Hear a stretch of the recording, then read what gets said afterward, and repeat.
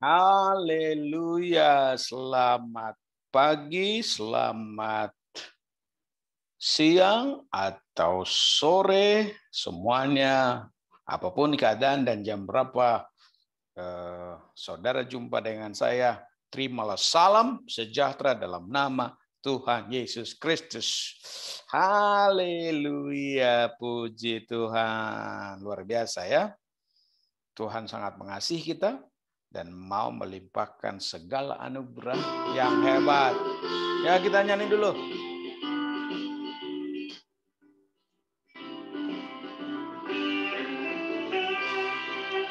Diatur oleh Tuhan dan tangan kasih-Nya memimpinku. Di tengah gelombang dunia menakutkan, hatiku tetap tenang teduh. Tiap langkahku, ku tahu Tuhan yang pimpin ke tempat tinggiku diantarnya.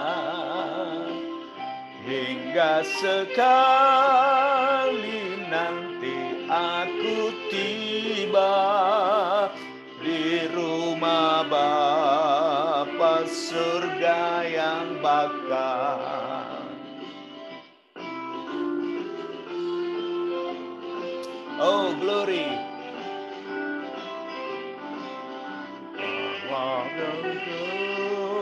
Diatur oleh Tuhan dan tangan kasih-Nya memimpinku.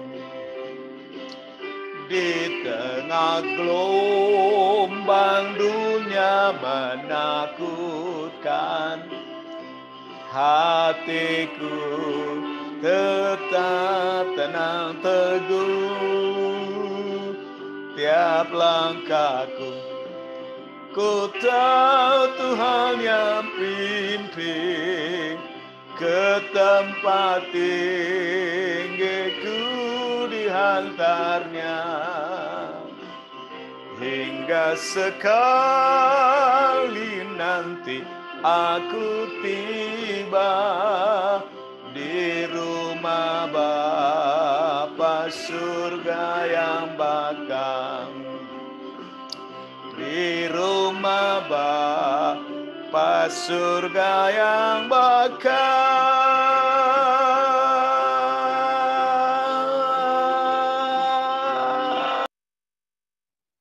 Haleluya. Pada kesempatan ini perkenankan saya menyampaikan secara khusus berita atau penyampaian saya ini kepada seluruh anggota Jemaat Gereja Bethel Indonesia. Namun tidak saya tutup pintu bagi teman-teman semua, bagi sahabat yang juga melihat tayangan ini atau video ini di Facebook dan juga di YouTube. Apa yang saya ingin sampaikan, yang pertama adalah bahwa bulan Agustus dimulai besok, gereja kita masih beribadah, tidak berkumpul secara langsung di gereja, tetapi kita semuanya mengikuti ibadah dari rumah kita masing-masing. Di rumah masing-masing berkumpul dengan keluarga, ayah dan ibu dan anak-anak. Dan kita beribadah 2 sesi. Sesi 8, jam 8. Sesi 1 maksud saya jam 8. Dan sesi yang kedua jam 10. Dan setiap sesi itu hanya 1 jam ya. Mungkin bisa lebih sedikit saja ya. Nah, jadi kumpul di rumah sambil menggunakan fasilitas handphone maupun televisi, mengikuti ibadah secara langsung disiarkan dari Gereja Bethel Indonesia El Gracia Kota Medan. Nah, itu yang pertama. Yang kedua, tema atau pokok pembahasan firman Tuhan mulai bulan Agustus sudah setahun lebih saya secara khusus merancang penyampaian firman Tuhan ini kepada seluruh jemaat, dan kita akan percakapkan tentang friend, tentang sahabat.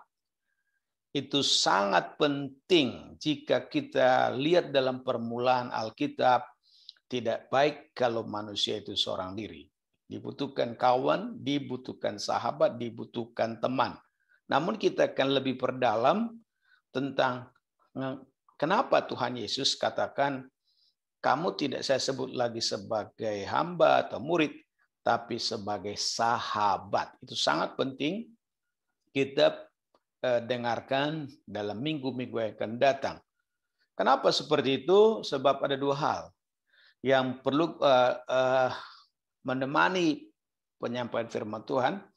Kalau saya baca-baca dan belajar, ya ingat bulan Juli akhir dan Agustus itu ada peristiwa dunia yang memang agak jarang disebutkan, ya, jarang dirayakan, yaitu hari persahabatan, ya, Friends Day atau Friendship Day. Itu bulan Juli akhir dan Agustus, ya, tanggal 30 Juli adalah hari persahabatan internasional. Dan kemudian yang kedua, kenapa tentang persahabatan? Saya juga membaca dan perhatian khusus dengan kalender gereja kita, Gereja Bethel Indonesia, di mana pada bulan Agustus adalah sampai pada pembahasan membangun generasi unggul.